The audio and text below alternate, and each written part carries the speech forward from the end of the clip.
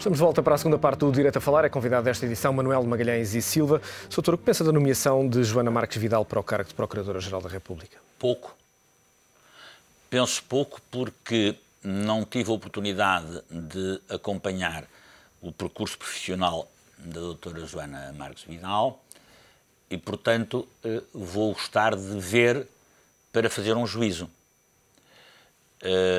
E fazer um juízo que será muito pautado pelos parâmetros do que neste momento me parece essencial no Ministério Público.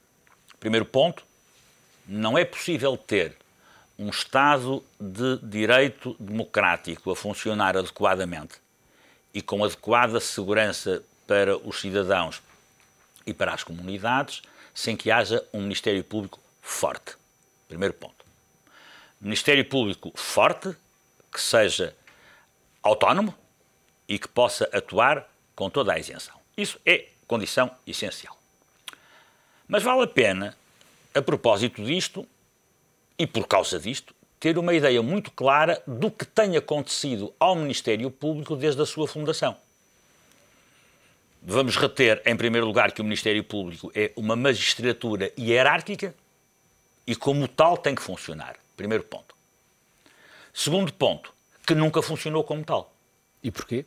E nunca funcionou como tal por ordens diferentes de razões, também o tenho dito repetidamente e acho que vale a pena refletirmos sempre sobre isso. Porque 16 anos a fio, o Ministério Público foi ocupado pelo Dr. José Narciso Cunha Rodrigues. A sua capacidade de intervenção e de gestão, eu quase que diria unipessoal e com uma pequena equipe do aparelho, ocupou integralmente o espaço do Ministério Público sem que tenha havido uma organização / densificação / fortalecimento de toda aquela estrutura hierárquica. Sai o Dr. José Narciso Cunha Rodrigues e quem lhe sucedesse tinha uma de duas alternativas. Ou fazia rigorosamente a mesma coisa e, pelo menos num sentido formal, o Ministério Público continuava a funcionar, ou fazia o fortalecimento e a densificação dos vários patamares da hierarquia para que aquela estrutura hierárquica que pudesse funcionar, que era a segunda exigência possível. O Dr. Souto Moura, que é um excelente jurista, digo isto sem nenhum subentendido, um excelente jurista, um homem de caráter com uma enorme integridade, não foi capaz de fazer nenhuma coisa nem outra. Ou não fez nenhuma coisa nem outra. Deixou o Ministério Público mais fraco. Deixou o Ministério Público mais fraco e segue-se-lhe o Dr. Pinto Monteiro, cujo mandato é de tal modo desajustado para as necessidades do Ministério Público, tão em conflito com todas as estruturas do Ministério Público e com tantos tropeções continuadamente assinalados por toda a gente, que nem houve espaço, nem tempo, nem porventura vontade, nem sequer projeto para fazer do Ministério Público aquilo que se tornava necessário. De onde esse é o desafio para a doutora Joana Marques Vidal. Se finalmente há um Procurador-Geral da República, na circunstância uma Procuradora-Geral da República, que tenha a coragem de fortalecer os diversos patamares da hierarquia do Ministério Público. 1. 2. Seja capaz de pegar na caneta e atravessar-se com ela com instruções genéricas. O Procurador-Geral da República não é a Rainha de Inglaterra. Mas é a Rainha de Inglaterra se quiser ter poderes para os exercer no segredo dos gabinetes e não se tiver poderes para os exercer puxando da caneta e dando à organização as instruções genéricas que a ele compete efetivamente emitir. E depois, quando se tornar necessário também, isso acontecerá, se calhar, se tudo isto funcionar assim, meia vez por outra, se for necessário, pega mesmo na caneta num processo. Aí deve ser uma espécie de Margaret Thatcher. Não pode, com todos os poderes que tem. Depois, há um problema delicado. Eu sou um vigoroso defensor, e continuarei a sê-lo, do sindicalismo judiciário. Vigoroso. É excessivo o peso do sindicalismo judiciário? É indispensável. Não é excessivo. Há, muitas vezes, ideias enviesadas em todos os setores da sociedade portuguesa sobre a questão do sindicalismo judiciário. Mas ele aqui, assim, tem uma importância especial, caso do Ministério Público, em que não me parece que devam ser, no essencial, alterados os poderes do Conselho Superior do Ministério Público, Penso é que, para que haja, não haja confusão entre a estrutura sindical e a estrutura do Estado, que sejam encontrados mecanismos que, mantendo formas de democraticidade e de representatividade no Conselho Superior do Ministério Público, se impeça que, de um modo direto ou indireto, o Sindicato dos Magistrados do Ministério Público tenha a menor influência ou participação na eleição dos membros do Conselho Superior do Ministério Público. Isso tem acontecido? Continuadamente. Continuadamente. E isso é uma das formas de perturbação. Mas, cuidado, nada de nos atermos a este aspecto que é polémico e controversial de Sindicato de Conselho Superior para nos esquecermos daquilo que é essencial. E o que é essencial é o fortalecimento das várias estruturas desta hierarquia, são as instruções genéricas, é efetivamente o poder que o Procurador-Geral da República tem e que lhe está deferido por lei, ser exercido com a transparência própria de quem está exposto à observação e à crítica dos seus pares e dos seus concidadãos. Que avaliação faz do trabalho da Ministra da Justiça? Tem sido uma ministra voluntariosa, nem sempre feliz nas declarações que tem feito, quer sobre os vários agentes da Justiça, quer sobre as situações da vida político-judiciária portuguesa, tem feito um sério esforço de encontrar vias de modernização da Justiça, mas os resultados não têm, inequivocamente, correspondido ao esforço.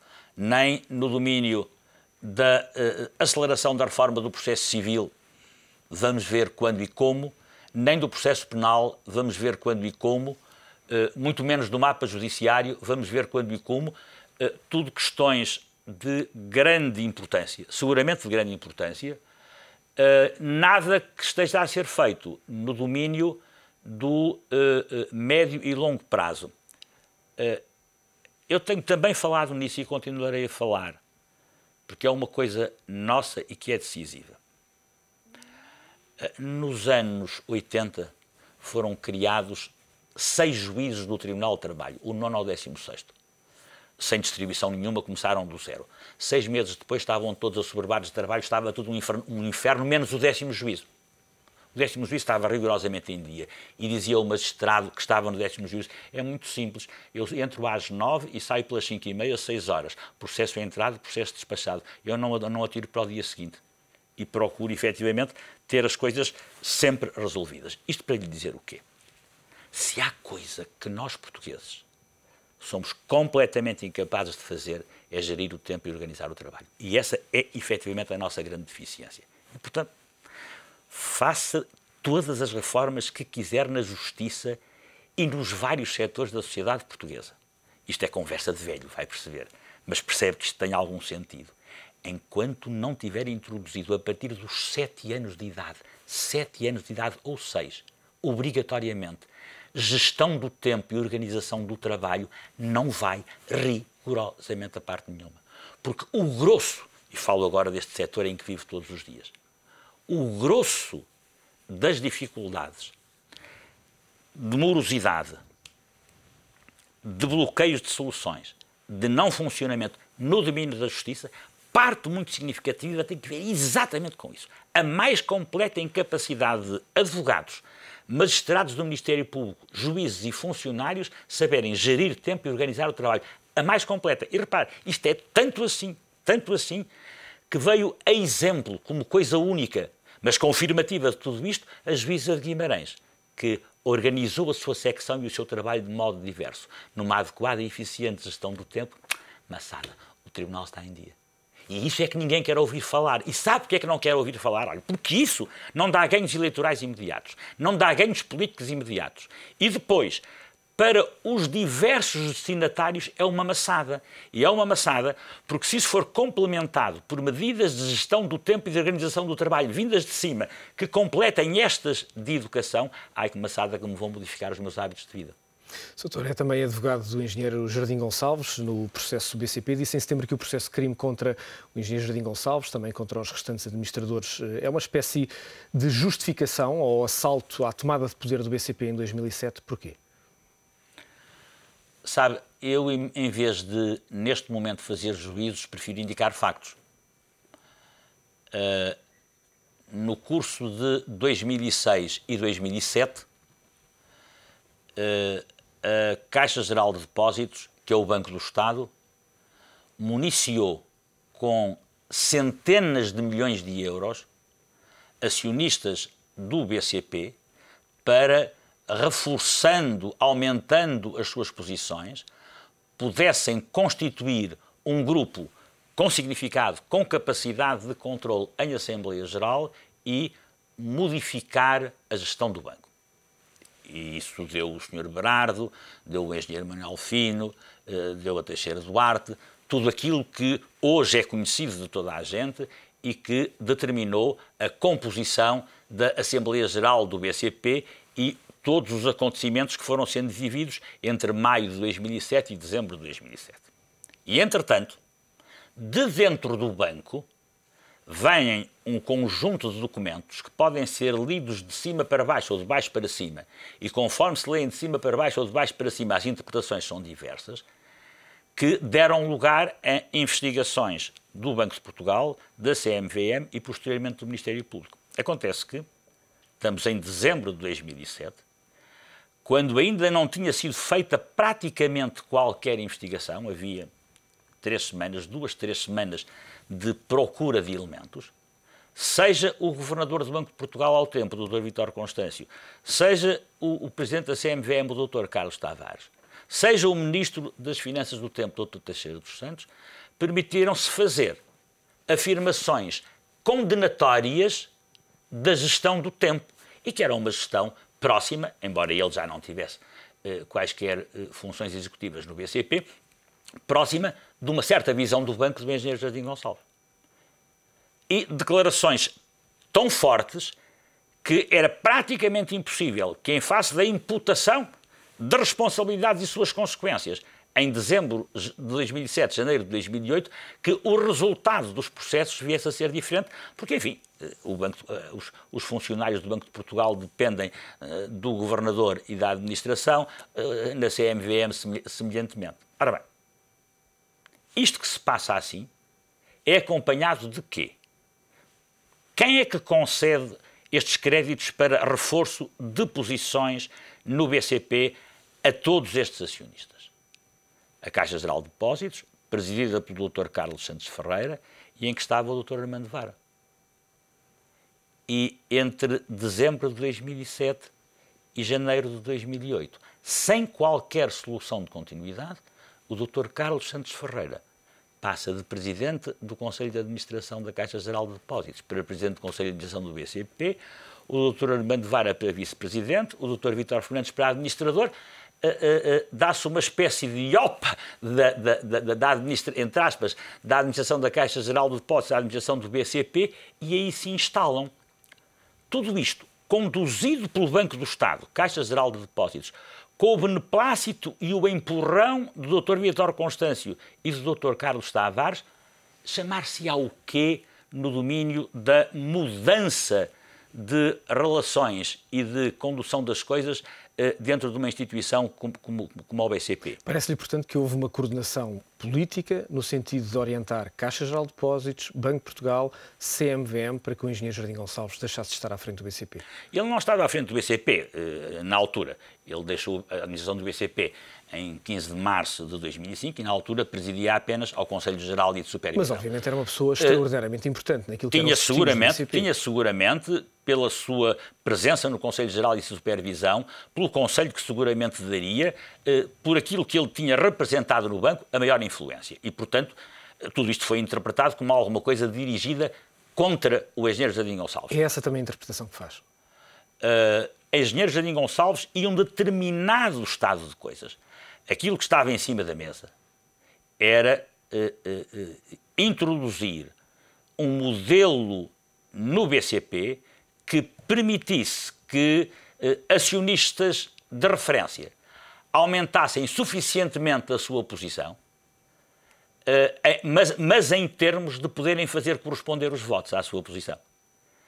Porque aquilo que havia no BCP era uma limitação dos votos, independentemente do capital detido, e aquilo que se pretendia era efetivamente alterar isso para que alguém viesse controlar o BCP. Ora bem, as consequências estão efetivamente à vista. O que se passou, ninguém que hoje olhe para a realidade do BCP a interpreta como sendo apenas ou principalmente um resultado da crise. A crise teve com certeza influência, teve com certeza a maior influência, mas não nesta medida que está hoje aos olhos de todos nós. E é por isso que a análise destes factos permite concluir que houve efetivamente uma intenção de tomar o poder no BCP e que os atores dessa intervenção foram a Caixa Geral de Depósitos, foram o Dr. Vítor Constâncio, o Dr. Carlos Tavares e o Ministro Teixeira dos Santos. Isso hoje é de tal maneira inequívoco, repare, que é difícil já encontrar algum conhecedor ou comentador desta área que não diga isso com a mais completa tranquilidade. E, portanto, quando eu fiz outro dia essa referência à entrada, já não sei bem de onde, eu estava já a dizer um lugar comum. Só não era um lugar comum por o Sr. Advogado do Engenheiro Jardim Gonçalves, mas isso já tinha sido dito por toda a gente. Nessa linha de raciocínio, parece-lhe que o processo corre o risco de se transformar numa espécie de julgamento da banca? Não, sabe. Ou não, dentro da banca, dentro dos poderes da banca? Nem isso, sabe. E nem isso porquê? Porque os processos tiveram a sua função. Os processos tiveram a função de afastar em definitivo as pessoas que faziam parte daquela equipe da possibilidade de regresso ou de fazer o que quer que fosse relativamente ao BCP com as inibições decretadas pelo Banco de Portugal e que são de aplicação imediata, independentemente de haver impugnação. E, portanto, ao Banco de Portugal, à CMVM, aquelas multas milionárias não lhe interessava nada. O que interessava era a inibiçãozinha. Temos é que impedir que estes senhores possam pensar sequer que regressam à administração do banco. Não regressam porque têm inibições de 9 e de 5 anos. Era aí que eu queria chegar relativamente ao ajuste de contas. E portanto hoje esses processos tenderão cada vez mais a ser julgados por aquilo que valem. O ajuste de contas já teria sido feito, então? Não. Nesse aspecto? Não. O que acontece é que aquilo que valia ao tempo, isto é, assalto ao BCP por um determinado grupo, patrocinado por uma certa forma de encarar o poder público, deixou de ter poder. Dr. Magalhães e Silva, ainda 2 minutos para 2 perguntas que gostava de fazer. Em 2013 há eleições na Ordem dos Advogados. O senhor, em 2007, se a memória não me trai, foi candidato. Pensa candidatar-se de novo à Ordem dos Advogados? Não, não penso. Uma última pergunta tem a ver com os seus hobbies. Sei que é um excelente cozinheiro, nomeadamente risotos. Foi exatamente assim que começámos. É assim que lhe proponho que terminemos. Como é que despertou esse gosto especial para a culinária, que exerce semanalmente, aliás? É verdade, tudo isso é verdade, mas é verdade neste sentido, de que enquanto se descasca batatas e se pica cebolas não há angústias. E, portanto, é efetivamente uma magnífica relação com as coisas. Ainda por cima podem-se fazer coisas boas e comer coisas boas. Começou por acaso. Começou por primeiro acaso a ver um livro de cozinha que era muito bonito e que, se me perguntar porque é que eu o comprei, eu não sou capaz de lhe dizer, mas comprei o mesmo. E quando estava à noite a folhear no sofá, porque achei que o livro era muito bonito, vejo uma receita de caril de frango, de que eu gosto muito e disse de mim para mim, mas eu tenho muitos irmãos. Então, os meus irmãos cozinham todos magnificamente, só eu que não sou capaz de fazer nada. Se calhar podia tentar fazer. Foi a porta de entrada. Foi a porta de entrada. Mas se é verdade que as cebolas às vezes nos deixam algumas lágrimas nos olhos, o seu clube de eleição não tem deixado, o Futebol Clube do Porto. Não, sabe, mas o meu clube de eleição funciona como as formas de filiação política. O ser aficionado do FCP não me impede, quando o clube está a jogar mal ou o treinador não presta de o dizer, o mesmo faço na política, rigorosamente. Isto é, não vale a pena pensar-se que se o partido estiver a funcionar mal, que eu não vou dizer que está a funcionar péssimo ou mal, ou que se o líder não prestar, eu vou dizer que é ótimo. Não há hipótese. Dr. Manuel de Magalhães e Silva, foi um prazer recebê-lo neste Direito Direito a Falar. Dr. Manuel de Magalhães e Silva, convidado desta edição do Direito a Falar, que regressa de hoje a 8 dias. Aproveite esta semana.